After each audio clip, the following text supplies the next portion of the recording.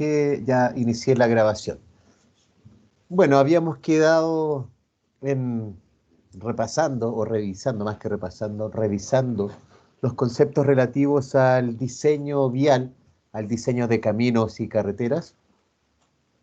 En ese contexto aparece el ciclo de vida de un proyecto vial, del proyecto de vida, o sea, el ciclo de vida del proyecto para un camino o una carretera, donde hablé que había una fase de diseño, una fase de estudio, donde están las ideas respecto a la conectividad que requieren dos ciudades. Por ejemplo, indicaba la ciudad de Valparaíso y la ciudad de Santiago requieren una nueva conexión paralela o transversal a lo que existe hoy por hoy para mejorar los tiempos de viaje, etcétera. Aparecen muchos conceptos de ingeniería vial al respecto.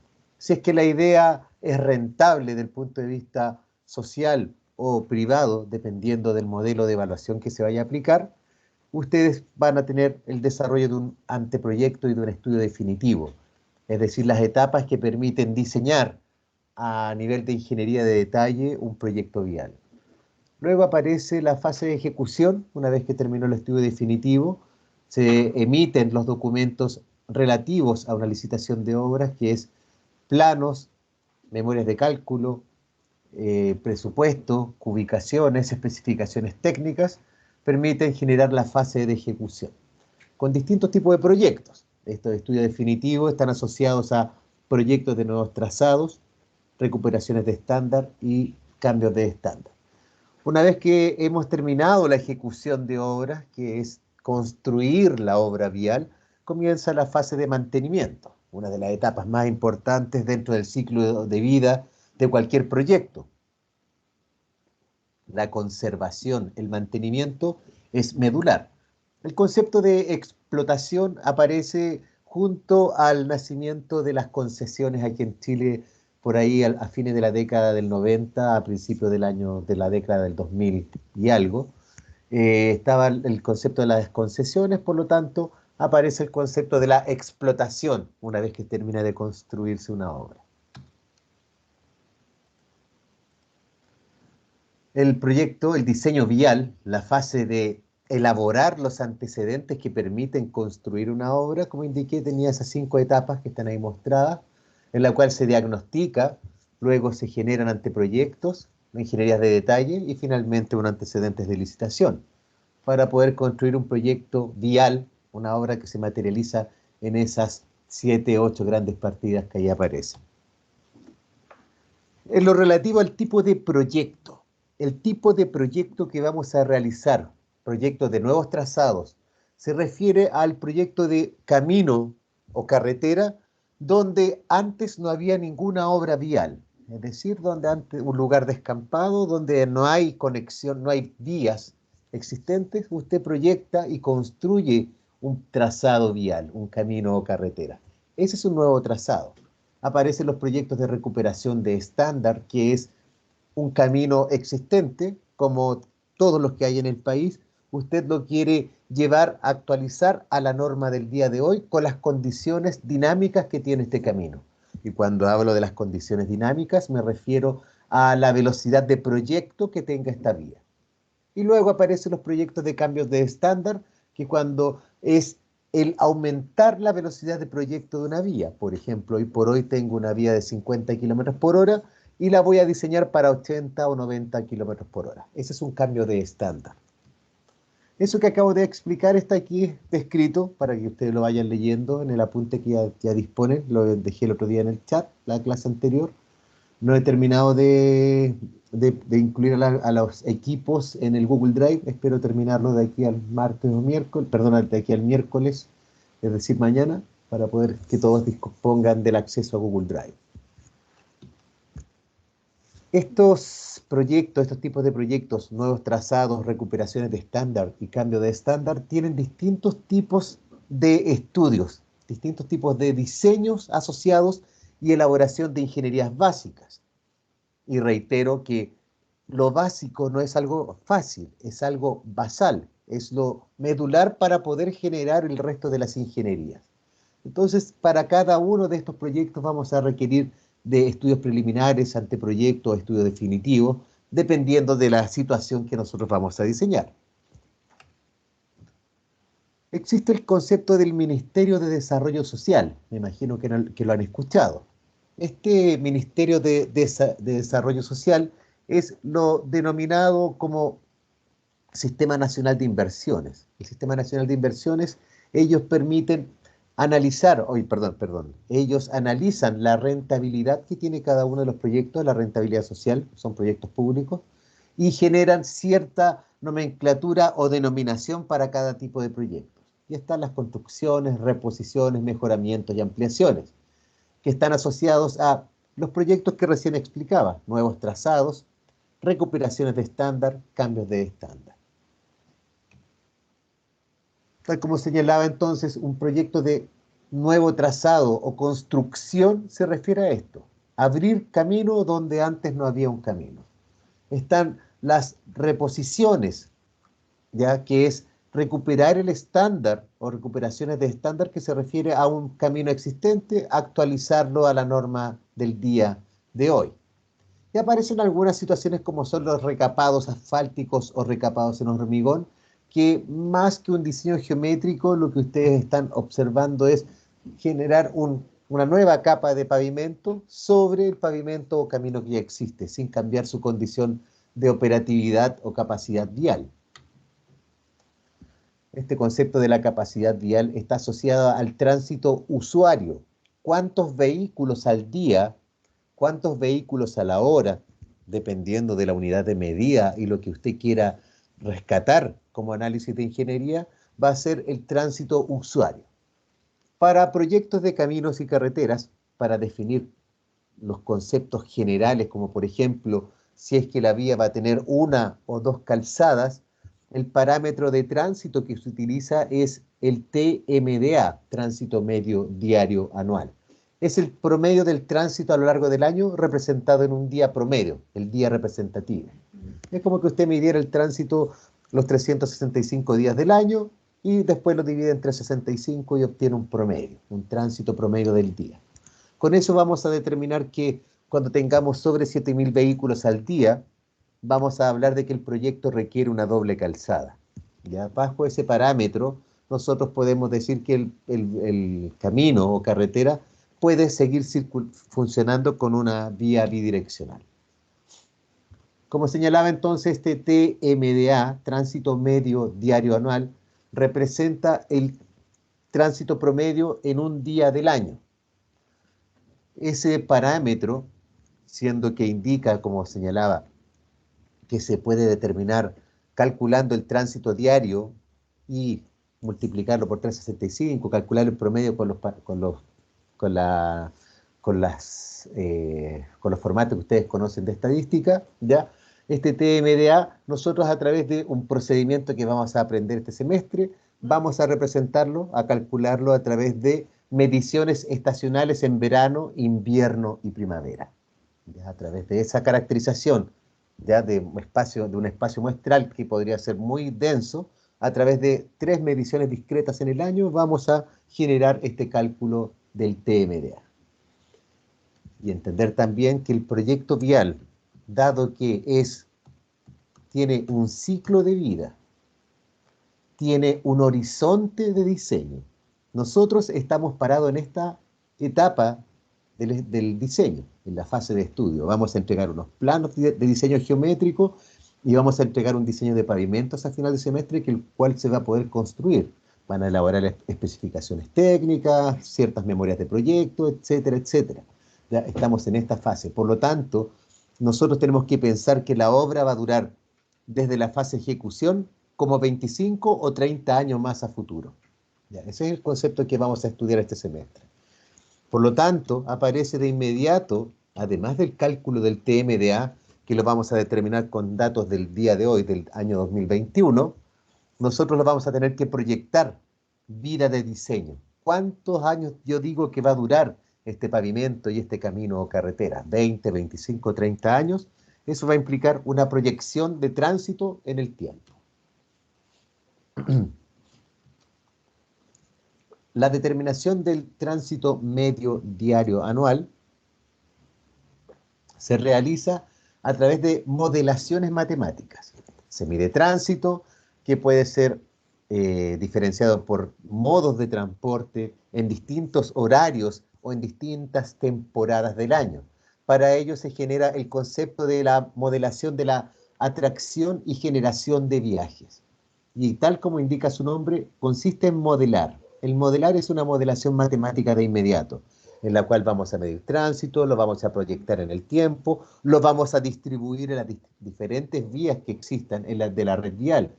Por ejemplo, si quisiéramos estudiar el origen, destino, Chillán-Concepción, podemos ver que hay distintas maneras de llegar. Puede ser por ruta 5 y la ruta 152, o la ruta 5 y la 148, o puede seguir más al sur, no recuerdo cuál es el rol de esta ruta. Hay varias formas de llegar a dos puntos, o a dos polos generadores y atractores de viajes. Entonces, en base a ese concepto de la modelación matemática, usted puede asignar flujos por las vías. Obviamente usted puede medir en cada vía cuánto tránsito tiene al día y en base a ello realizar una relación porcentual de cómo funciona cada una de las ramas de esta red vial. Es como lo que se aplica en hidráulica de canales abiertos, por ejemplo. No sé, me imagino que ya a estas alturas deben haber tenido. Me equivoco, ¿no? Si ustedes me pueden responder aquello. Manning y ese tipo de cosas, ¿ya lo tuvieron o no?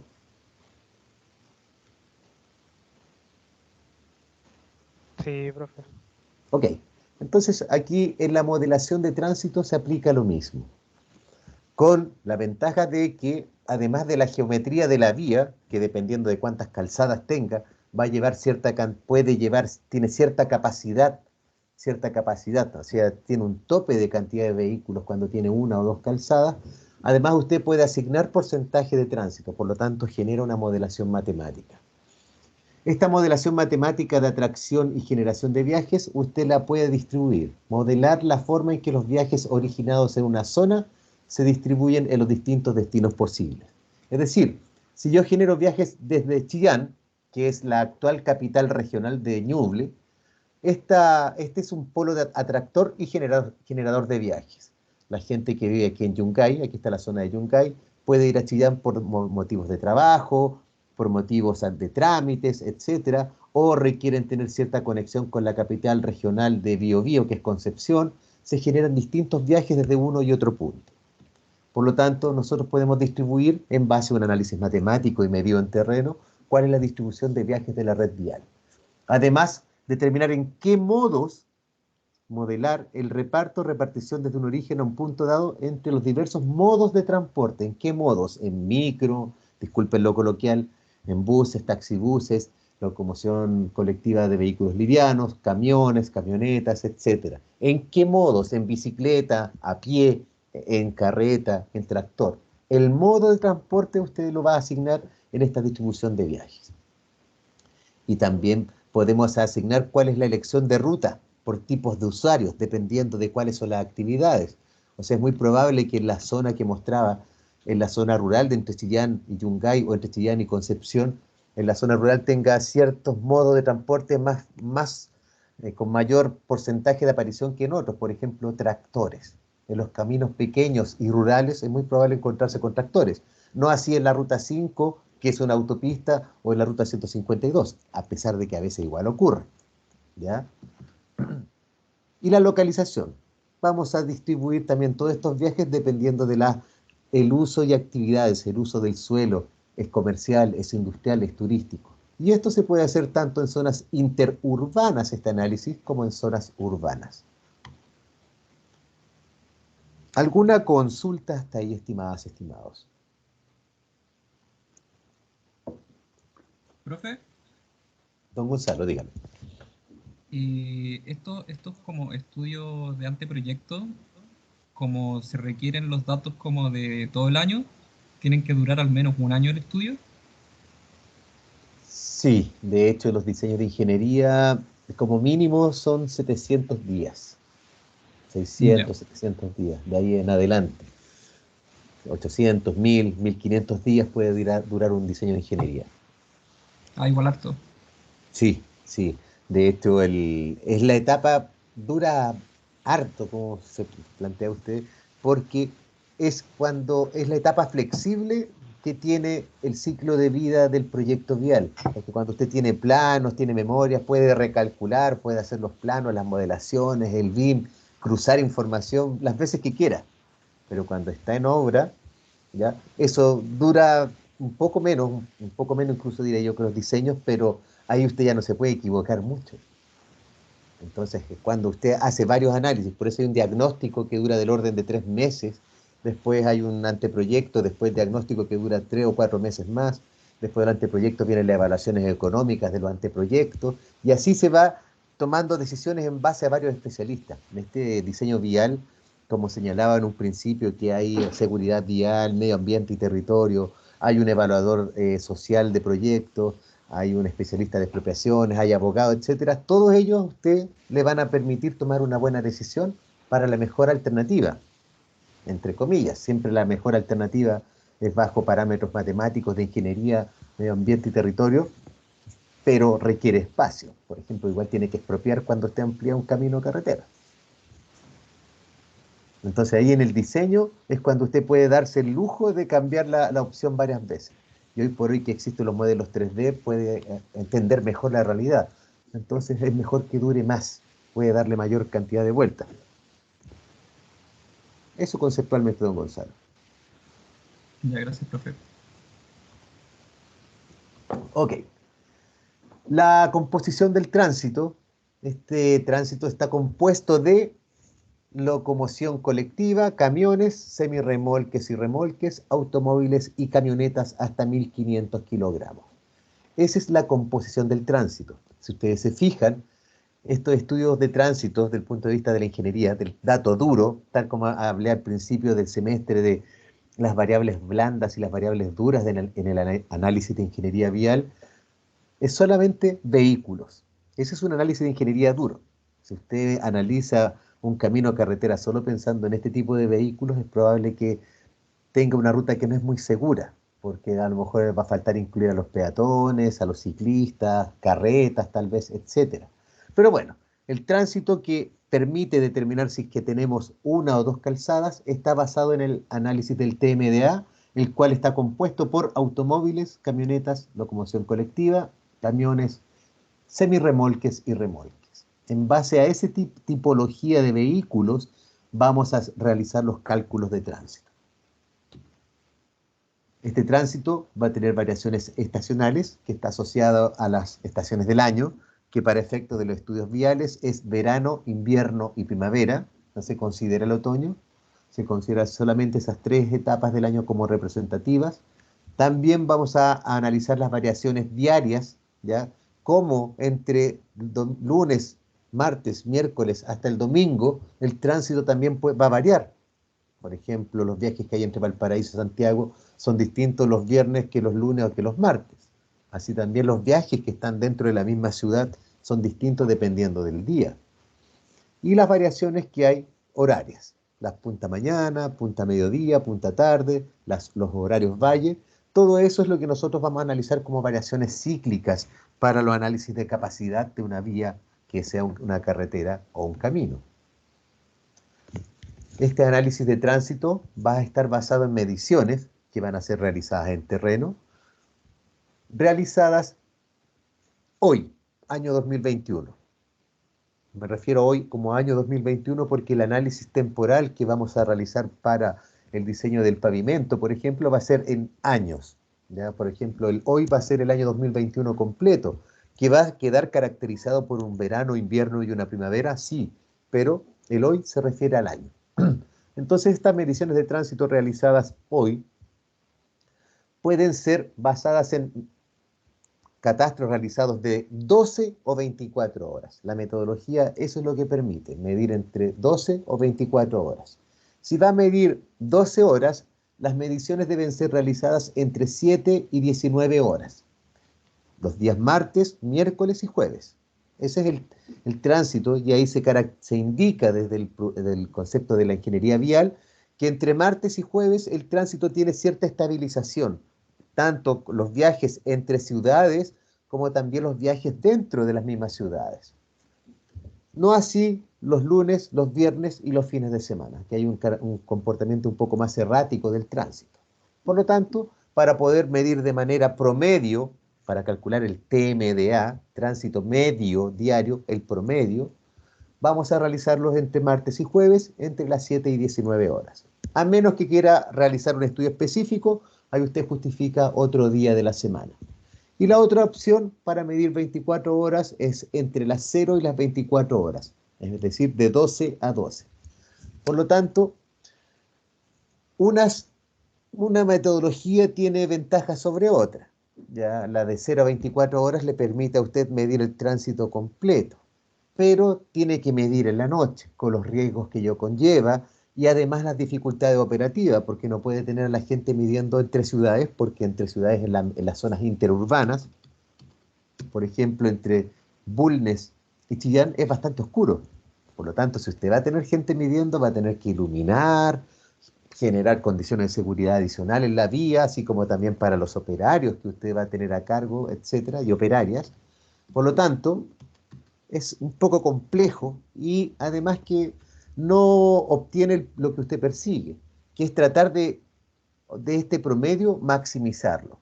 En la noche circulan menos vehículos que en el día, por lo tanto, si usted mide entre 7 y 19 horas, puede obtener una muestra que maximice un poco el resultado que usted va a obtener. Por lo tanto, la recomendación es medir 12 horas y después vamos a aprender un procedimiento que permite expandir este tránsito que vamos a medir de 12 horas, lo vamos a transformar a un tránsito de 24 horas. Profesor, Dígame, estimado. ¿qué pasa con esas fechas que son como alejadas drásticamente, se puede decir, de la media, como por ejemplo el 18 de septiembre o fechas así como por ese estilo, donde aumenta mucho y se aleja como de la media? Ya, justamente el TMDA es el promedio, por lo tanto, en un día de los 365 que sea muy fuerte, o 3 o 4 días de los 365, representa un 1%, para el promedio no lo siente mucho. Para el promedio no es muy sensible a pics cargados en 1, 2, 3 días. Ya eso es lo primero a entender. Pero dependiendo de lo que usted busque. Por ejemplo, a mí me ocurrió hace años atrás que fui revisor del proyecto de acceso al casino que hoy por hoy se llama Monticello. En aquel tiempo se llamaba San Francisco Investment, que eran los dueños unos sudafricanos, unas empresas sudafricanas, que eran los dueños que llegaron con el proyecto, el cual venía inicialmente con un análisis de tránsito que netamente medía el promedio de vehículos que circulaba por Ruta 5 versus lo que entregaba el casino, que en aquel instante cuando empezó el proyecto me demoré, más que ya me demoré, toda la gestión demoró aproximadamente 1 año y medio, entre que transparentaron que de los 500 estacionamientos con el que venía inicialmente este proyecto, terminaron indicando que iban a ser realmente 2000 a lo largo del tiempo, que es lo que ustedes ven hoy por hoy. Entonces, en ese contexto, la modelación de tránsito que ellos presentaron para obtener la aprobación por un organismo público que es el SEISTU, que es el Sistema de Evaluación de Impacto sobre el Transporte Urbano, es a modo general, el tránsito que circula por Ruta 5 versus los estacionamientos. Ellos llegaron con un enlace desnivelado. Voy a buscar por mientras Google Earth el lugar para contextualizar la conversación. Ya, la solución, la mitigación, porque de estos estudios de impacto sobre el transporte terminan siempre en obras de mitigación. Como por ejemplo, en este caso, ellos tenían que construir un enlace desnivelado. Pero era un enlace desnivelado que realmente estaba sobre la situación existente en ese instante de Ruta 5 que permitía una calzada de ida. Recuerden que en aquel instante en Ruta 5 la calzada que iba de sur a norte pasaba por el túnel que está en el sector de Angostura de Paine. Voy a ir al lugar.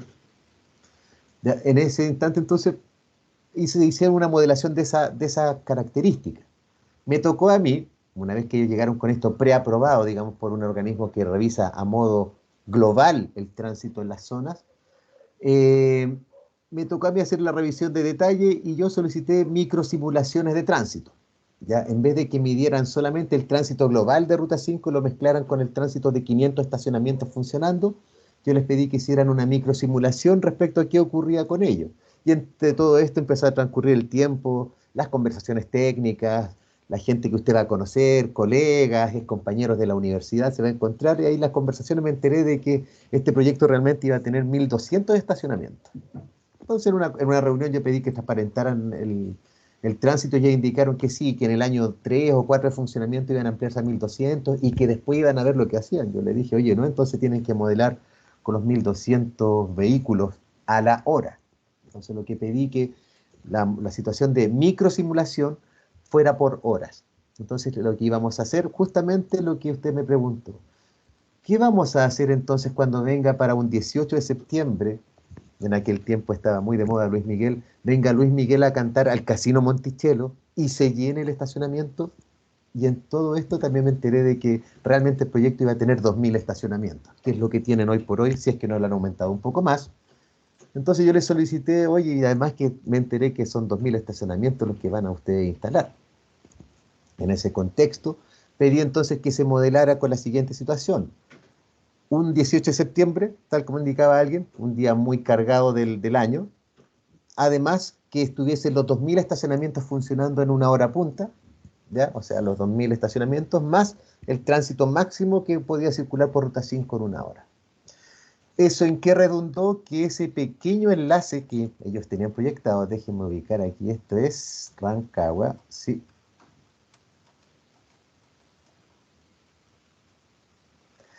Redundó en que la medida de mitigación era un viaducto doble con pistas de frenado de 800, 900 metros de longitud dobles, que es lo que tiene hoy por hoy, y además que el espacio horizontal, que se llama el gálibo horizontal, permitiese la cabida de pistas reversibles en el caso de que ocurriera esa situación.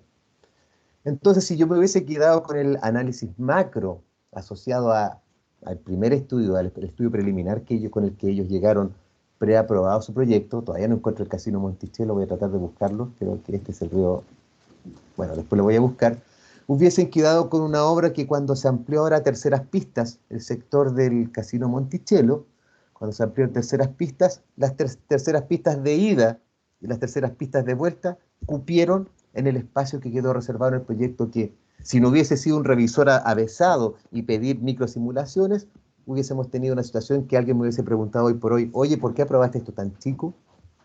Entonces, dependiendo de la situación que usted tenga que analizar o proyectar, es el alcance del estudio, si va a ser al día, por la estación o por la hora. ¿Se comprende el concepto más o menos? Sí, profesor. A raíz de su explicación, si usted hubiese considerado los primeros estacionamientos que le hubiesen dicho, ¿ahí hubiese sido culpa de usted en un futuro o hubiese sido culpa de como como el que está arriba de usted? Hubiese sido culpa de quien informó el tránsito mal, que justamente ese es el dueño del casino. El dueño del casino es quien informa, porque ahí lo que se le solicita al particular, al dueño de esta tremenda instalación, que haga una declaración ante notario del tránsito que iban a solicitar. Y en base a ese tránsito se piden las microsimulaciones. Entonces, si no se hubiese pedido esa información, esta es una foto antigua. Esto es lo que quedó en ese tiempo de la Ruta 5, y aquí está el norte, ahora mirando hacia el sur. Eso es lo que había en aquel instante. Ahí estaban construyendo las terceras pistas. Lo que ellos presentaban era un viaducto que tenía esta longitud, más o menos cruzaba solamente esta calzada. Y no existía el corte del cerro, nada. Esto todo lo hizo la mitigación que tuvo que hacer el Casino Monticello en aquel instante. Como les señalé, tenían otro nombre. ¿Ya? Entonces, ahí, si el que miente es el particular, la culpa es netamente de la negligencia, de la falsedad de información, frescura, llámelo como quiera. Y ahí es cuando digo que, les dije en las primeras clases, la honestidad, la honradez y la humanidad, ahí quedan totalmente tela de juicio. O sea, la persona que miente, usted no puede hacer nada contra una persona que le miente, ¿ya? Sobre todo si lo hace ante notario. Entonces, si hubiese habido esa falsedad de la información, justamente hubiese sido culpa del dueño del proyecto. ¿Se comprende? Sí, profesor, gracias. Entonces ahí siempre eso de la honestidad y la honradez en particular porque van a manejar montos de dinero, van a administrar recursos humanos, es medular para que ustedes puedan también seguir ejerciendo su profesión tranquilamente y puedan decirle no a cualquier persona sin ponerse rojo, ¿ya? O roja. Bueno, me salgo a veces un poquito de la ingeniería, pero creo que es importante ustedes que están a punto de titularse que sepan que a veces hay gente que le gusta tentar a otra gente. Ya, y ustedes cuando dicen no, porque si una pura vez que la hagan, estimadas, estimados, después los van a apuntar con el dedo. Y cuando la apuntan con el dedo están perdidos o perdidas. Ya, jamás olviden aquello. Es muy chico el mundo de la ingeniería. Bueno, cuando ustedes estén en terreno, volviendo a la ingeniería, tal como señalaba, el tránsito que pide la normativa o el modelo es que mida vehículos motorizados. ¿Ya? O sea, la ingeniería dura pide vehículos motorizados, o sea, deberíamos diseñar solamente calzadas para vehículos, vermas y nos olvidamos de lo que es el diseño vial. No, nosotros vamos a aprender un diseño integral en el cual cuando ustedes vayan a terreno y manden a hacer envíen a sus colaboradores a hacer las campañas de terreno, no solo se queden con el tránsito motorizado, midan todo lo que pasa en el lugar. Peatones, carretas, motocicletas, biciclistas, hay de todo circulando por los caminos y carreteras de Chile, así como también en las ciudades. Todavía aquí en Santiago de repente circulan carretas. Bajo ese contexto, eso implica entender bien, a modo cabal, cómo funciona el entorno de la vía que voy a diseñar. Además de que, si usted se le olvida medir algún dato, el mandante que le contrató le dice, oye, ¿cuántos ciclistas circulan en el lugar? Y si usted solo midió vehículos motorizados, va a tener que a enviar otra vez a hacer una campaña de terreno. Y eso sale carísimo, sale carísimo.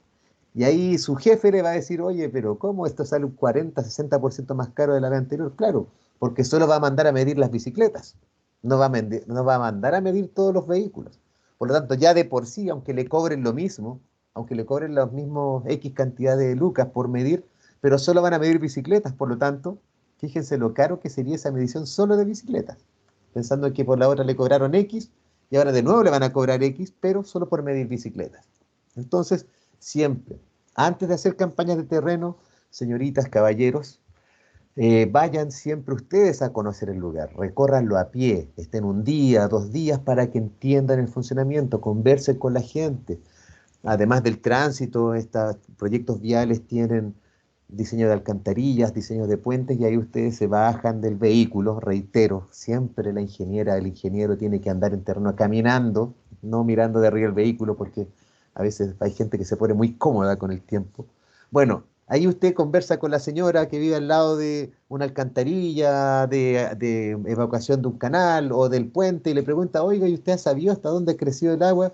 Y le aseguro que le va a dar un dato muy fidedigno. Le va a decir, no, no sé, hace 30, 40 años atrás la crecida llegó aquí, tapó hasta la mesa del comedor dentro de la casa, que esos datos los hemos obtenido nosotros en terreno. Contarles, por ejemplo, que una vez fuimos a un cálculo de una cuenca, el consultor obtuvo que no había crecidas de agua. Ya según los análisis de él, no habían crecidas de agua en una cuenca. Fuimos a terreno, me puse a conversar con la gente y el caballero me dice, no, aquí cuando llueve el agua tapa los cercos. O sea, había una crecida de por lo menos 2 metros de altura de agua, siendo que el análisis matemático indicaba que no. Entonces, ojo a veces que la matemática, la definición de cuencas se pueden equivocar o no es la más adecuada o no tiene el registro histórico debido de líneas de nieves, etcétera. Siempre andar en terrenos estimados les va a permitir entender el lugar y en particular el tránsito, ver qué tipo de vehículos andan y una vez que ustedes entienden qué tipo de vehículos, o más que vehículos, qué tipos de usuarios tiene la vía, ustedes elaboran estas planillas para que la gente mida en terreno. La medición de tránsito luego la vamos a calibrar con el Plan Nacional de Censos. La Dirección Nacional de Vialidad tiene estaciones censales en todas las vías de las vías públicas interurbanas y así también algunas urbanas, con el cual se pueden calibrar todas las mediciones que se hagan para estudios de tránsito. Los conteos que vamos a realizar en terreno hoy además los vamos a calibrar con la red censal que tiene la dirección de vialidad. En la dirección web que está ahí, más adelante vamos a aprender a utilizarla, está la información de tránsito. Hay una fotografía de lo que vamos a estudiar. Aquí una fotografía del sector de Chillán, en el cual aparecen todas estas esferas o estos círculos celestes, azules con números blancos, corresponden a estaciones censales ubicadas en distintos caminos de la red vial. Estas campañas de terreno, estimadas, estimados, son importantes, son la información básica, se les dice ingeniería básica, porque es la base para realizar todos los cálculos que ustedes realicen en gabinete. Es importante que tengan personas que estén capacitadas. Ustedes siempre cuando envíen gente a terreno tienen que capacitarla en las labores. Cómo se utiliza este formulario para medir tránsito, etcétera, etcétera, etcétera. Además de capacitarlos, estar las primeras 2 horas con la gente, ayudándoles a medir, y después usted puede seguir con sus actividades de ingeniera o ingeniero. Además de aquello, más que además, lo más importante es la preocupación por el concepto de la seguridad en el trabajo, las condiciones de higiene, las condiciones de seguridad, que si ustedes ven al englobar esos dos conceptos, son condiciones de humanidad mínima para que la gente realice sus labores de trabajo. Condiciones climáticas, si está lloviendo y no hay forma de hacerle el quite a una pega lloviendo, por favor a la gente tenga la ropa adecuada, abrigada, un toldo, algo para que no se mojen, etcétera, ya favorecer para que la gente esté en condiciones humanas adecuadas. Si además de las condiciones climáticas, si hace calor, protector solar, viseras, gorros, equipamiento de protección personal, existe infinidad de elementos para que la gente esté de una manera cómoda. Agua, alimentos, etcétera. Bueno, experiencias no gratas, por ejemplo, uno de mis trabajos, además de diseño, trabajé en obra, me tocó estar con unos maestros trabajando y claro, ahí la moneda de cambio, más allá de que usted le pueda aumentar, pagarles la hora extra, además usted le ofrece comida para que extiendan pues, estas famosas horas extras, que ahora entiendo que no se pueden hacer muchas, pero en aquel tiempo se podían hacer, eran ilimitadas. Pero usted además provee de alimentos a la gente, y no solo porque haga horas extras. No le vaya a dejar unas bebidas todas tibias con unos panes con queso, ya sin desmerecer lo que eso significa, pero sí asegurarse de que tenga una comida digna, que sea almuerzo. Elementos de seguridad en la vía, conos, elementos reflectantes, zapatos de seguridad, antiparras, guantes, cascos, etc. Todo eso es medular para que la gente trabaje en condiciones humanas, ya, dignas y asociadas a lo que es humanidad. Así también, don Gonzalo, dígame. Sí, estas personas que uno manda a hacer registro en terreno, ¿lo hace de forma informal? Puede hacerlo de las dos maneras, la manera correcta y la manera incorrecta. ¿Cómo lo haría Porque yo, por usted, don ejemplo, Gonzalo? Ahí le retruco la pregunta. ¿Cómo lo haría usted? porque a mí me ha tocado trabajar con algunos ingenieros que me mandan a contar autos. Entonces es un trato informal. Me ofrecen cierta cantidad de dinero para ir a contarles vehículos. Entonces voy el día, cumplo con el horario y después entrego las planillas de conteo. Claro, y ahí yo creo que la manera correcta es la manera formal, y eso implica, porque ¿qué pasa si, qué ocurriría si usted tiene un accidente? Claro, ahí no puedo acudir a ningún seguro ni nada. Claro, justamente. Entonces, ya ahí hay un problema. Ya, lo otro, las leyes sociales. Igual dentro de todo usted está realizando un trabajo que tiene cierta cantidad de horas y eso por legislación vigente tiene cierta cantidad de leyes sociales, cierto porcentaje de leyes sociales. Entonces ahí también si usted ve, la persona se la está ahorrando. Por último, que se las pase a usted, que es porque si usted ve entre ISAPRE, perdón, no ISAPRE, ¿cómo se llama con seguro de salud y seguro social son un 19% del sueldo? Por último, que le pase ese 19%. ¿Me entiende? Es como cuando a usted no le dan boleta, ya ok, pero no me des boleta, pero descuéntame el 19% del impuesto. No es que me descuente 100 pesos y no me da boleta. A eso me refiero. A lo mejor con la persona del negocio lo puede hacer, pero si usted ve, está en riesgo igual a veces la integridad de las personas. Lo otro, usted lo podría solucionar de otra manera, que le den boletas de servicios. Ya con las boletas de servicio usted como que tiene ya un cierto vínculo laboral temporal. Aún así, hay que hacer un contrato de trabajo que indica que usted está haciendo un prestador de servicio con boleta. Ya sea, siempre lo que correspondería, y por eso hago hincapié en esto, si usted se fija, ya le ocurre. Lo que corresponde es que esté todo según la legislación vigente en caso de que ocurra cualquier cosa. ¿Ya? Un accidente. A un consultor que conozco hace años atrás le tuvieron un accidente en terreno y fallecieron 2 personas. Estaban midiendo en terreno unos topógrafos y un vehículo atropelló a 2 a la ristra. Entonces, y así mismo, no estaban sin ningún tipo de contrato ni nada. Bueno, esto ocurrió hace, creo, bueno, yo todavía no trabajaba en este servicio, creo que ocurrió hace unos 25 años atrás, pues cuando esto de las leyes sociales no existían. Todo de palabra. Entonces, es eso. Creo que ahí lo correcto es hacerlo con contrato, con un convenio, un contrato en notario, con boleta, como sea, pero siempre estableciendo el vínculo laboral que indica la ley. No sé si queda contestada su pregunta, don Gonzalo. Sí, sí, profe, gracias. Que como son trabajos como muy puntuales, como que igual se puede prestar, claro, para este trato informal, pero no conocía como trámites ante notario como sencillos para poder hacer estos trabajos esporádicos. Sí, sí, todo eso existe. De hecho, por ejemplo, cuando me toca firmar estado de pago, a mí me toca revisar que los consultores, porque me toca administrar trabajo consultores, me entreguen los certificados de la inspección del trabajo. Cuando la gente la finiquita, me tienen que entregar los finiquitos y tengo que revisarlos, justamente para estar en consonancia con la legislación vigente.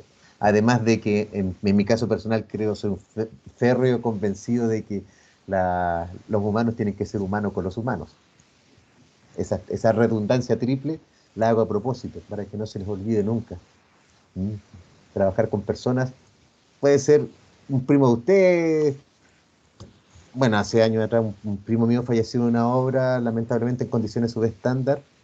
Hace 3 años atrás estaba en una excavación sin entibarla, de más de 1,80 m de profundidad, y lamentablemente con la condición de que falleció mi primo. A ese nivel, lamentablemente. Entonces ahí es importante que siempre ustedes se preocupen de estas condiciones laborales que sean humanas, dignas, etcétera, todo lo que ustedes conocen, y eso redunda, trabajo seguro. Eso, Ya, profe, gracias. de nada. Entonces también, una vez que estamos en terreno con todas estas condiciones que pareciera que son desfavorables también en la oficina, en el trabajo de gabinete, la ergonometría, una buena silla, el apoya muñeca, que el monitor esté a la altura que corresponde, etcétera, etcétera, etcétera. Que el baño esté como corresponde, en terreno, asegurar baños también, servicio higiénico, etcétera. Porque ocurre, y creo que se los dije, desde el punto de vista de la prevención de riesgo, de la teoría de prevención de riesgos, los accidentes no existen. Los accidentes es la sumatoria de condiciones subestándar y de conductas permisivas. Con esas 2 variables sumadas implica accidente, con las condiciones fatales o no fatales que puede tener un accidente. En una oficina, una alfombra que está siempre con un hoyito ahí en la alfombra y todos saben que está el hoyito, pasa una señora que no conoce el lugar y va con taco, pone el pie ahí, fractura de tobillo. Algo totalmente evitable. La condición subestándar era el hoyo en la alfombra y la conducta permisiva es que todos se hicieron los lesos durante meses, durante años con esa falla que había en el piso. A ese tipo de cosas también siempre estar atentos, estimadas, estimados. Estas primeras clases yo las utilizo también para poder transmitir algo de la filosofía humana que debe tener una ingeniera o un ingeniero. Les reitero que van a ser líderes de equipo, van a estar siempre a cargo de gente. Entonces eso, entre la vorágine, entre los 5 o 6 contratos que van a tener a su cargo, más la carga administrativa, más las deudas, más todo lo que les va a ocurrir, de repente como que se tiende un poco a olvidar del recurso humano, que es lo importante. Medio ambiente y territorio y todo lo demás humanista que no se les tiene que olvidar jamás. Bueno, todo eso que le hablé está ahí un pequeño resumen, además de las variables duras, que la condición, la pendiente máxima, etcétera, tiene que estar adecuado a. Vamos a determinar tasas de crecimiento para proyectar este tránsito. Este tránsito lo vamos a proyectar al futuro a través de modelos de crecimiento. Producto Interno Bruto, vamos a aprender a definir tramos homogéneos de tránsito, vamos a definir y analizar el tránsito con los puntos de control del Plan Nacional de Censos, vamos a realizar análisis de los puntos censales, si es que son válidos o no válidos los datos con un indicador de bondad, que es el coeficiente R, etcétera. Vamos a aplicar el concepto del coeficiente de expansión horario. Cuando tengamos mediciones de tránsito de 12 horas, vamos a expandir su valor a 24 horas a través de una pequeña ecuación que está aquí indicada, o de otro procedimiento que vamos a aprender durante el semestre. Y este coeficiente de expansión, a lo mucho, puede dejar el tránsito al doble, es decir, en 2. Como vamos a medir verano, invierno y primavera, vamos a tener que calibrar esta medición con el Plan Nacional de Censos para que mi medición, valga la redundancia, o disculpen que repita algunas palabras, esta medición la vamos a generar con una condición de tendencial según lo que indica el Plan Nacional de Censos. A eso me refiero con la calibración que vamos a realizar del tránsito que yo mido hoy. Finalmente, calculamos un tránsito medio diario anual base, calculado en el tránsito de 12 horas, lo vamos a multiplicar por el coeficiente de expansión a 24, o sea, de 12 lo transformo en un tránsito de 24, y después lo calibro estacionalmente con verano, invierno y primavera, dependiendo de cuándo haya hecho la medición de tránsito. Finalmente, lo expandemos al futuro con la típica fórmula de interés compuesto, donde sumamos 1 más la tasa elevado al año en que yo quiero analizar el valor base. Eso lo vamos a verlo más en detalle durante el semestre, así que tengan cuidado, no se los voy a preguntar así tan que se aprendan las fórmulas de memoria. Otra cosa, esta cátedra es totalmente teórico-práctica, por lo tanto yo no les voy a preguntar nada de memoria, ni de fina o algo por el estilo. Dígame de memoria lo que dice en la página 25 en el anexo 24 del manual. No, eso no lo voy a hacer. Aquí van a aprender a diseñar, a utilizar algoritmos de diseño y además a entregar un proyecto. Los factores que influyen en este diseño, los factores funcionales, el tipo de carretera o camino que vamos a diseñar, cuál es el volumen de tránsito hoy, en el año inicial y futuro, al horizonte de diseño, la velocidad de proyecto que va a tener esta vía y cuál es la velocidad de operación deseable. Porque sin perjuicio que yo pueda proyectar una vía para 120 km por hora, si tengo, por ejemplo, neblina, es imposible que pueda operar a 120 km por hora. 60, 40 km por hora, dependiendo de lo densa que esté la neblina. También aparece la relación que tiene este camino carretera con otras vías y con la propiedad adyacente, es decir, la gente que vive alrededor de los caminos o carreteras o los caminos laterales que acceden a lo que yo estoy proyectando. ¿Dónde está emplazado el lugar? Los factores físicos, el clima, hidrografía, el relieve, los factores de costos que va a tener el proyecto que estoy diseñando y la variable importante, el factor humano y ambiental. Recuerden que el camino es para usuarios que son personas que se desplazan en distintos medios de transporte, modos de transporte. Por lo tanto, el factor humano es esencial entenderlo para poder entregar un buen diseño y también el medio ambiente. Ya como conceptos un poquito más de ingeniería, pista, ya lo vimos en detalle cuando estuve explicando el perfil tipo de la primera clase que tuvimos de diseño geométrico, perdón, de diseño de caminos. La velocidad media de viaje es la velocidad calculada, fíjense, al dividir la longitud de un segmento de carretera por el tiempo medio de viaje. Es decir, la típica fórmula de velocidad. La intensidad corresponde a 4 veces el volumen de los 15 minutos con mayor tránsito. Esa definición se refiere a lo siguiente. Cuando se mide o cuando se realizan mediciones de terreno, de tránsito, el día o las 12 horas que nosotros vamos a medir, la vamos a dividir en cuartos de 15 minutos. Por lo tanto, de esos cuartos voy a identificar durante el día cuál fue el cuarto que tuvo más tránsito. Y ese cuarto, que tuvo más tránsito a lo largo de todo el día, lo voy a multiplicar por 4 y voy a obtener una hora de tránsito muy cargado. Esa es la intensidad del flujo. ¿Ya? Es algo que yo determino en terreno. Y el tiempo demorado es el porcentaje de tiempo de recorrido que el usuario se ve demorado antes de efectuar maniobras de adelantamiento. Es decir, es cuando la vía va un poco cargada, va con un nivel de servicio C o D, vamos a ver más adelante qué es aquello, cuando va con un poco de taco, por decirlo de una manera un poco más coloquial, es lo que yo me demoro en adelantar al vehículo que me genera una disminución en mi velocidad de circulación. En ese contexto empieza a aparecer la velocidad, la velocidad, la velocidad. Nosotros vamos a diseñar el camino o carretera en la definición a través de la velocidad de proyecto. Esta velocidad de proyecto define los parámetros mínimos en todo el camino o carretera. Es decir, si yo digo, la velocidad de proyecto de esta carretera es 100 kilómetros por hora, eso implica que todas las rectas y todas las curvas, todos los peraltes, las cuestas, las bajadas que yo diseñe, van a responder a un estándar de 100 kilómetros por hora como mínimo. ¿Ya? Ese es el piso de velocidad. De ahí hacia arriba vamos a generar algunos radios mayores, algunas visibilidades mayores, más que 100 kilómetros por hora, pero usted señaliza para 100 kilómetros por hora.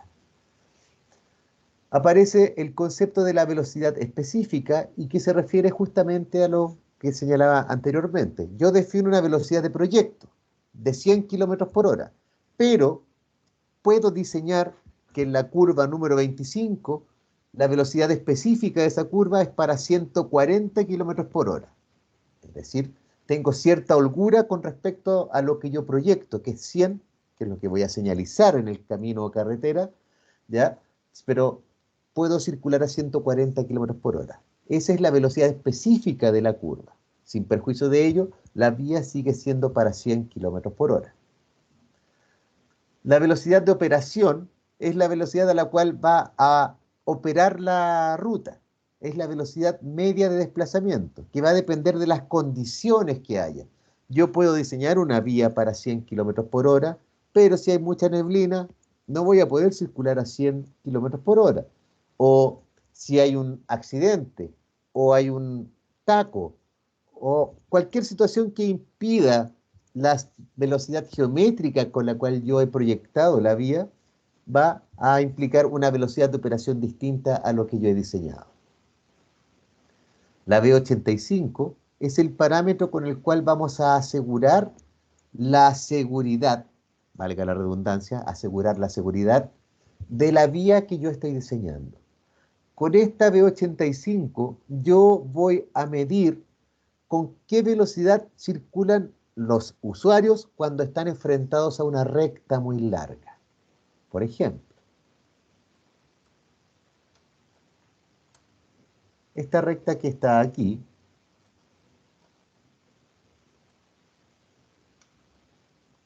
mide 3.600 metros. Hay una señal de 100 kilómetros por hora cuando vienen los usuarios desde el norte hacia el sur. Aquí hay una señal que dice velocidad máxima 100 kilómetros por hora, pero la recta tiene 3.600 metros, 3 kilómetros y medio de longitud. ¿Usted cree que los usuarios van a respetar esa señal de 100 o van a andar a una velocidad mayor? Pregunta bien. Mayor. Justamente. Hay un comportamiento psicológico de los usuarios de las vías cuando están enfrentados a rectas muy largas que los obliga psicológicamente a andar a una velocidad mayor que la señalizada. Se ha determinado en estudios de velocidades en Alemania, en España, y que nosotros hemos adoptado algunos criterios de ellos, dice que el 99% de los usuarios de una vía, cuando están frente a una recta muy larga, circulan a una velocidad mayor que la señalizada. Por lo tanto, ya tenemos que casi todos los usuarios andan a una velocidad mayor que la señalizada, pero el 85% de los usuarios lo hacen en un rango que no es tanto mayor que la velocidad señalizada, entre 10 y 20 kilómetros por hora más queda un 14% de usuarios que son los que andan mayor a esos 20 kilómetros por hora, andan a 140, 150, 180. Me imagino que han visto de repente, ¡frum!, pasa un vehículo al lado del que usted va circulando y va a 180 kilómetros por hora. Ese 14% de los usuarios tiene accidentes graves, por lo general, ¿ya? Entonces la norma lo que busca a través de medir el comportamiento del 85% de los usuarios, con eso pretende determinar la velocidad con la que circulan realmente los usuarios en la vía, pero el 85, no el 99. Ese es el concepto de la V85. Mide la velocidad psicológica, por decirlo, la velocidad psicológica de circulación del 85% de los usuarios. Aparece la V asterisco, que es la velocidad que permite verificar la visibilidad dentro de la vía. Vamos a diseñar caminos y carreteras que son seguros y cómodos, y el concepto de seguridad y comodidad implica tener una buena visibilidad hacia adelante de donde yo voy circulando. Y eso de hacia adelante implica tener buena distancia de visibilidad hacia el lado, hacia atrás, etc. Profesor, Caballero, la velocidad de operación es como momentánea, depende del día. Justamente, Ya, profe, depende de las condiciones imperantes en la ruta que usted está analizando. Aparece una desigualdad triangular que la vamos a ver más adelante, en que la velocidad de proyecto es menor o igual que la velocidad asterisco, y esta es menor o igual que la V85. Bajo este concepto vamos a diseñar las vías seguras y cómodas. Estos conceptos que acabo de entregar están indicados en el volumen 3 del Manual de Carreteras, en el capítulo 102, subcapítulo punto 4. Vamos a verlo más adelante, estimados, en detalle. Las carreteras rurales, y ahí, bueno, hay una cierta imprecisión en el 3.102.802 del Manual de Carreteras, pues lo que realmente entrega el diseño del Manual de Carreteras es el diseño de caminos y carreteras. Hay algunas palabras que quedan pegadas del modelo ASTO, hay varios conceptos planteados del modelo ASTO, de modelos alemanes y modelos españoles, y las traducciones a veces no han sido las mejores. Pero como tiene ya el nombre Manual de Carreteras, a pesar de que incluye el diseño de caminos, se mantiene el concepto de tipos de carreteras rurales en este caso. Vamos a ver carreteras o caminos. Ahí está lo que yo les indico, carreteras o caminos de 2 pistas con tránsito bidireccional. En estos casos se considera que la vía no tiene control de acceso. Cuando una vía no tiene control de acceso es que usted permite la entrada de cualquier vehículo desde los bordes. Por ejemplo, este camino que es un poquito bastante rural, pero está antropizado, vive harta gente alrededor, pero es un camino de campo. Si ustedes se fijan, camino, vermas, el típico canal alrededor al lado de las casas, etc., es un camino de campo. Ya, entonces, bajo ese contexto, si ustedes se fijan, todas las casas tienen su acceso de vehículos a la vía. La casita de acá, todas tienen. Es decir, yo permito la entrada de todo tipo de vehículos en cualquier tipo de condiciones a la vía que yo estoy analizando o proyectando, que sería la que está en pantalla. Ya, eso es el concepto de que no tiene control de acceso. No hay control de quién entra ni en qué condiciones lo hace. ¿Ya? Por lo tanto, tenemos una vía que no tiene control de acceso. Luego aparecen las carreteras de más de 2 pistas sin control de acceso. Nuevamente, o sea, podemos tener 2 pistas de ida, 2 pistas de vuelta. A veces ocurre que las calzadas bidireccionales pueden tener 2 pistas de ida, 2 pistas de vuelta, y aún así permitimos que se conecten cualquier tipo de vehículo con cualquier tipo de acceso desde los bordes. Y finalmente aparecen las carreteras de 2 o más pistas, las dobles calzadas que veíamos en la imagen en las primeras clases. Ya, estas carreteras tienen control total de accesos. Ese concepto del control total de acceso se refiere a que Ahí disculpen lo lento del computador un poquito. Se refiere a que usted no permite que entren vehículos en cualquier parte de la vía. Por ejemplo, el bypass Rancagua. No, esta es Talca.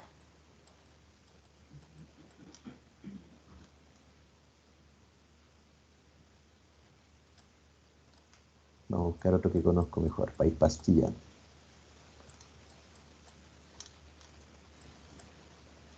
Ya, si ustedes se fijan, la ruta 5 hace el quite a la ciudad de Chillán en este sector. Es lo que se conoce como un bypass. Y los bypass tienen control total de accesos. Es decir, toda la propiedad colindante o adyacente con la vía no tiene cómo acceder. La vía está totalmente cercada en sus bordes. La única manera de acceder a este tipo de vías es a través de enlaces desnivelados. Déjenme mostrar aquí eso. La situación que está acá. Este es el acceso al bypass Chillán. Y la única manera de hacerlo es a través, bueno, ese enlace desnivelado que se ve allá al fondo, permite a través de sus ramales conectarse con las calles de servicio que están alrededor. No hay otra manera de hacerlo. Eso es control total de acceso hacia la vía. Es cuando usted cerca la vía completa y no permite la entrada en cualquier lugar, sino que solamente en enlaces desnivelados o en lugares controlados por usted. ¿Alguna consulta hasta ahí?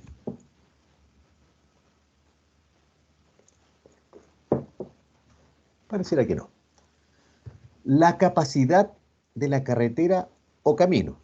Ya, carreteras o caminos, ya empieza a parecer que hay una pequeña diferencia en esos dos conceptos. Vamos a ver más adelante cuál es la diferencia, pero por el momento la capacidad de la vía. La capacidad de la vía se va a definir en vehículos livianos por hora. Esa es la unidad de medida para medir capacidad.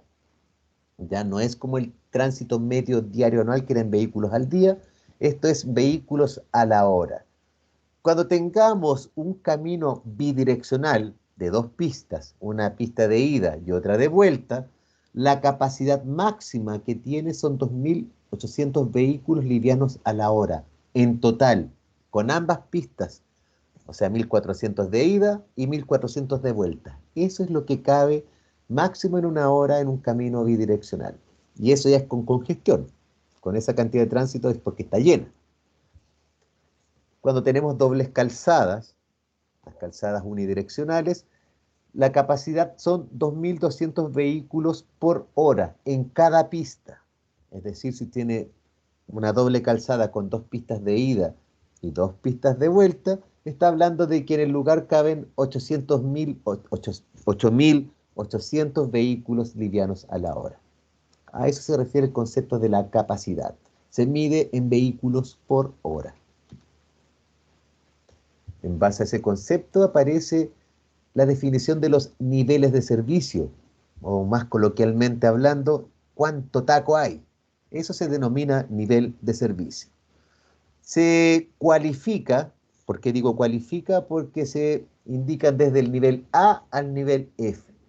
Y en base a cierta apreciación cualitativa, cuantitativa, por eso digo cualifica.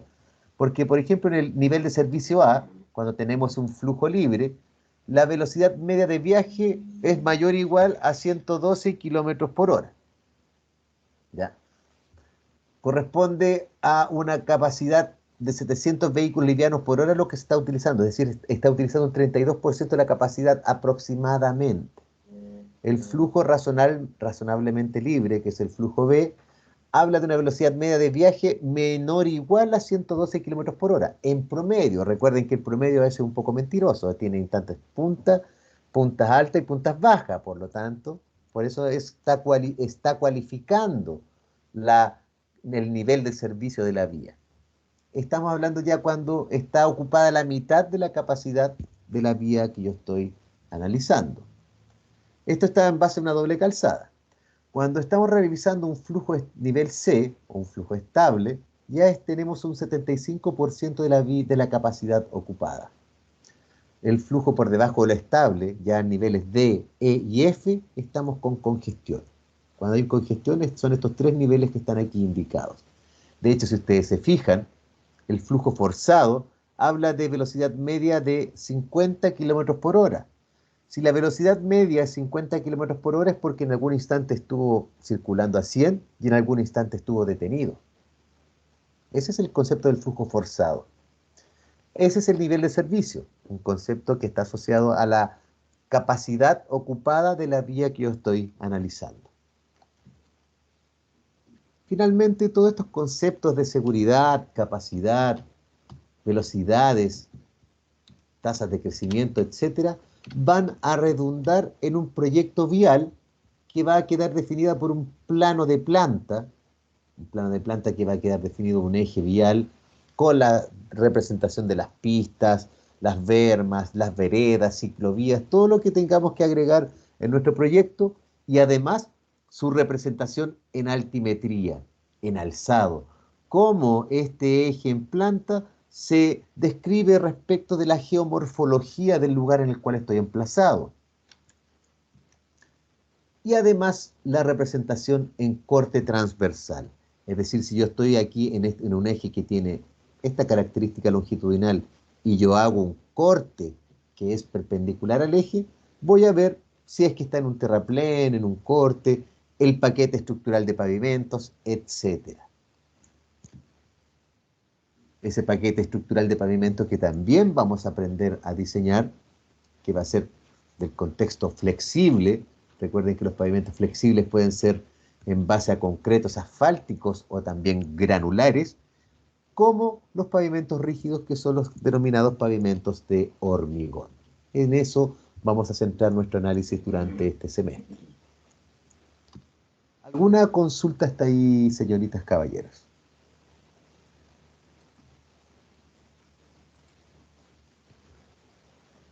Profe, el TMDA se mide en 24 horas, ¿verdad?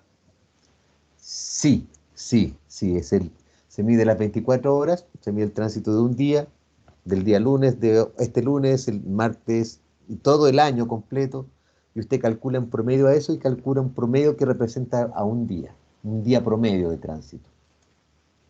Pero se mide todos los días, durante Sí, un año completo. conceptualmente sí, conceptualmente sí. Después vamos a ver que es un poco, es poco operativo realizar ese procedimiento pensando en que hay como 14.000 kilómetros de caminos en Chile.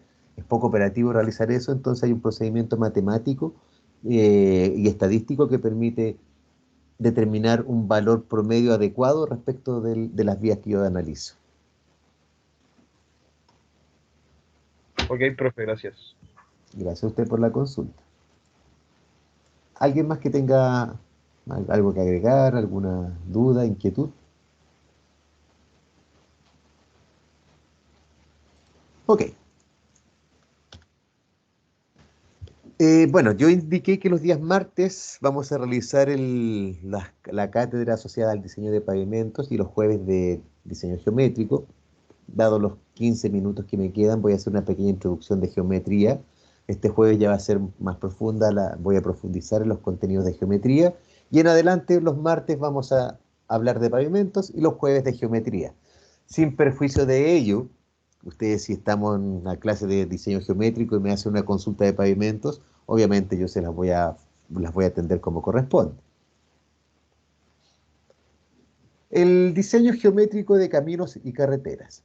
Vamos a comenzar a analizar la definición en base a la estabilidad transversal que tiene un vehículo cuando está circulando en una curva que puede ser a la derecha o puede ser hacia la izquierda. Esa curva a la derecha o a la izquierda, el vehículo va a venir a cierta velocidad. Por lo tanto, nosotros vamos a tener que determinar cierta inclinación transversal que va a tener el camino o carretera para que el vehículo se mantenga dentro de su pista de circulación. Tal como ustedes ven, aquí está marcadito por donde viene el vehículo. Nosotros vamos a generar un diseño que permita a los vehículos mantener esa condición a cierta velocidad. Y todo lo que nosotros realicemos va a ser en base a la ley de tránsito. La ley de tránsito dice que en Chile los vehículos pueden circular a velocidad máxima de 120 kilómetros por hora o según lo que esté señalizado, y en base a ese concepto nosotros vamos a realizar el diseño geométrico vial. Por lo tanto, con ello les digo que en su conceptualización de camino o carretera, además de incluir a todos los tipos de usuarios, también ustedes van a estar avalados en que diseñan para quienes cumplen la ley de tránsito, que en general ya vimos que al menos a nivel de velocidades, el 85% de la gente está en un comportamiento relativamente promedio alrededor de lo que está señalizado como tránsito. Hay otro porcentaje, un 14%, que no cumple por ningún motivo, y el otro 1% son los que cumplen la ley de tránsito, o lo que está señalizado. En base a esa definición, vamos a generar diseños seguros y cómodos. La premisa de todo esto está basada en la necesidad de transportarse del ser humano, desde un punto A hasta un punto B. Esta necesidad por comercio, por turismo, vacaciones, industrias, etcétera, etcétera, etcétera, requiere de cierta optimización hoy por hoy de los tiempos de viaje. Por lo tanto, nosotros en el análisis vamos a tener que revisar que en esa optimización de viajes, ¿qué se puede hacer? A lo mejor entre el punto A y punto B generar una línea recta, cerrar los ojos y tirar una línea recta entre Santiago y Puerto Montt, por ejemplo, y pase lo que pase en medio de mi trazado, ya implicando quizás cuántos cortes, cuántos terraplenes, expropiaciones, sectores ceremoniales, religiosos, colegios, etcétera, lo que usted se encuentra en cualquier geomorfología. O también podría tomar una decisión, ya, ok, a lo mejor esta línea recta no es lo más adecuado, por lo tanto, me podría ir entre el punto A y punto B, bordeando el sector de montaña, siguiendo las curvas de nivel, haciendo el quite a lo mejor a estas quebradas. Si ustedes se fijan, aquí hay una quebrada, aquí viene otra quebrada, que desemboca en esta gran quebrada que podría ser ya un río. Por lo tanto, me podría ir por la zona de montaña y aquí solo generar un puente. O tal vez pensar en que estas quebradas se activan tarde, mal y nunca, como en la zona norte del país, y generamos un proyecto que arriesgada y avesadamente podamos generar su trazado por el fondo de río y tomando algún sector de media ladera.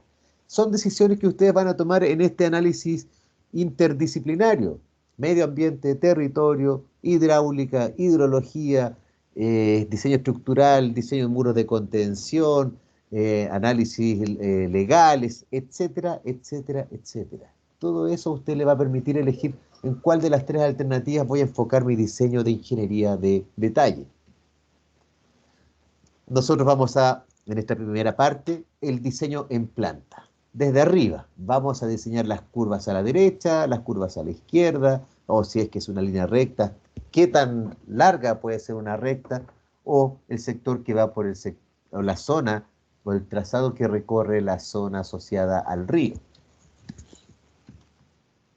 Para ello vamos a centrar nuestro análisis, tal como indicaba en planta, en la condición más desfavorable, cuando el vehículo está dentro de una curva. Vamos a generar la estabilidad transversal a través del equilibrio de fuerza centrípeta y fuerza centrífuga. Ese modelo que ustedes aprendieron en mecánica clásica, en física 1, creo que es, ¿sí? Cuando tenían una esfera sujetada por una cuerda. Esa esfera sujetada por una cuerda, usted la empieza a hacer girar con su mano y se genera que nuestra esfera comienza a girar con un movimiento circular, el cual está en equilibrio, dado que la fuerza centrífuga, que es la fuerza tangencial que tiene este movimiento circular, va a ser contrarrestada con la tensión de la cuerda. Ese modelo, que está ahí mostrado como fuerza centrípeta, masa por la velocidad al cuadrado partido por el radio que va a tener, el radio que describe la curva mirada en planta, nosotros lo replicamos en este diseño de caminos y carreteras, un modelo de estabilidad transversal.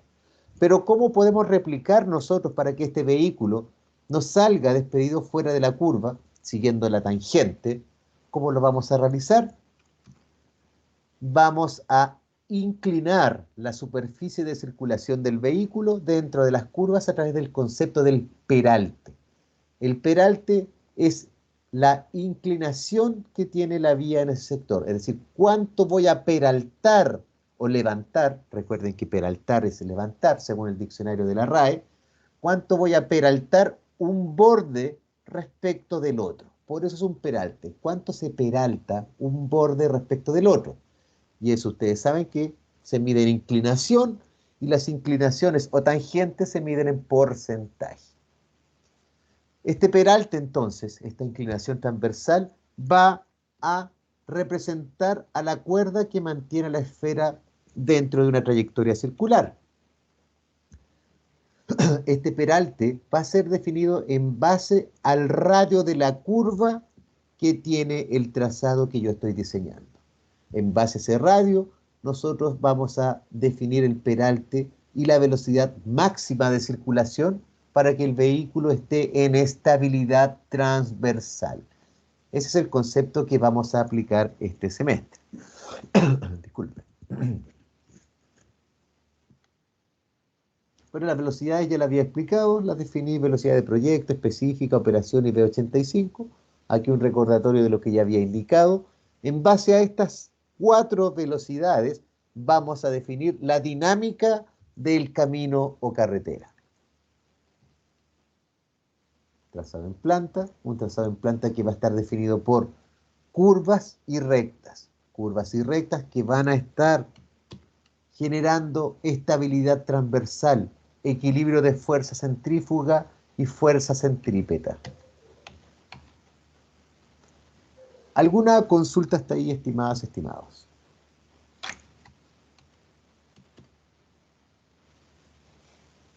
Bueno, pareciera que no.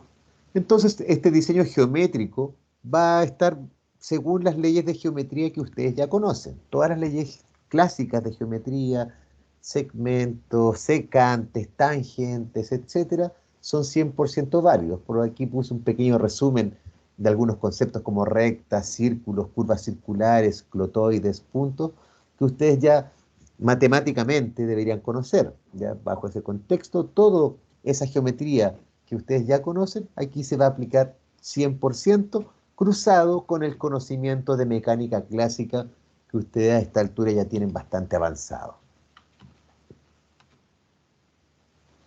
Entonces, el diseño geométrico vial va a estar definido por la geomorfología. Lo vamos a trazar en base a líneas rectas que van a definir un corredor por donde circula mi camino o carretera.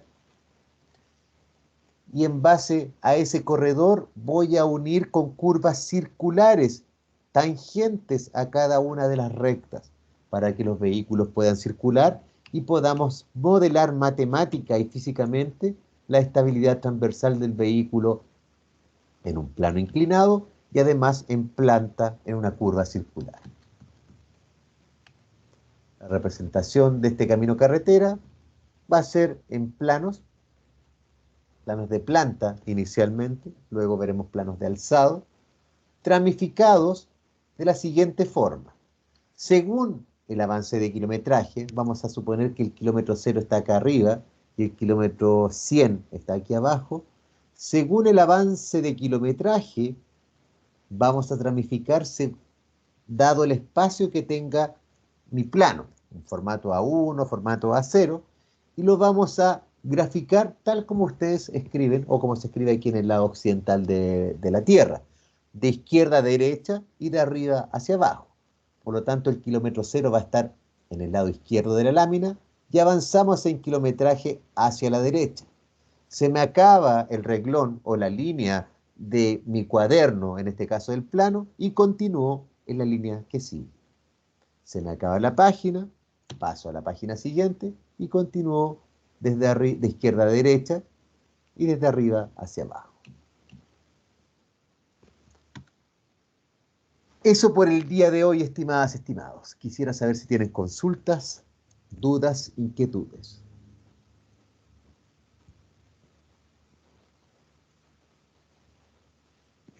Pareciera que no. Nos veríamos el día jueves. Nos veríamos el día... Ah, hay una consulta aquí en el chat. La señorita Camila Quirós pregunta si entre 0 y 24 horas son los mismos días que ya mencioné. Sí, justamente, las mediciones de tránsito, sin prejuicio que sean entre 7 y 19 horas o entre las 0 y 24 horas, deben ser realizadas entre martes y jueves. Ahí queda una consulta a resolver. Entonces, estimadas, estimados, si no hay más consultas, nos veríamos el día jueves en la clase de diseño geométrico. Profesor, Ya, profe. una Chao. última Gonzalo, consulta. dígame. Profe, Sí. el tema de la expropiación también lo vemos nosotros. Bueno, el proyecto vial sí, pero en este diseño vamos a aprender al menos a determinar un área de expropiación, a qué se refiere, al menos para que conozcan el concepto. No vamos a hacer un proyecto de expropiaciones porque es un estudio legal. Ahí ustedes determinan qué terreno qué área de un terreno voy a necesitar para colocar una ciclovía, por ejemplo, y eso después se hace un estudio jurídico de títulos de dominio, etcétera. Ya, por eso le preguntaba, porque me imaginaba que lleva harto detrás de eso. Sí, sí. Por ejemplo, ahora tengo un proyecto en la región de la Araucanía, de Padre de las Casas Cunco, que tenemos 648 lotes que expropiar en 52 kilómetros de camino. Entonces, es un proyecto bastante potente el de expropiaciones. Para que se haga una idea de lo que implica hacer un camino carretera. O sea, son 648 propiedades que se van a tener que intervenir. No me imagino con eso. Gracias, profe. De nada, don Fabián. ¿Algo más que agregar, estimadas, estimados? Profe, ¿el PPT lo va a compartir por acá o...? Lo compartí la clase anterior, debe estar en el chat de la clase anterior, pero lo vuelvo a subir hoy y aún así, una vez que ya los tenga todos agregados en el, como señalaba, en el Google Drive, van a poder disponer, siempre va a estar disponible el material para que ustedes lo bajen. Pero este PPT lo voy a subir de inmediato. Gracias, profe. Ok. ¿Algo más que agregar? ¿Algo que comentar, señoritas, caballeros?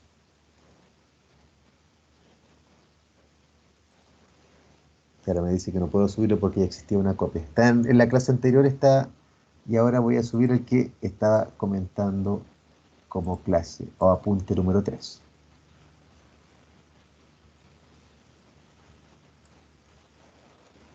Ahí sí. Ok. Si no hay más consultas, más dudas, voy a cerrar la grabación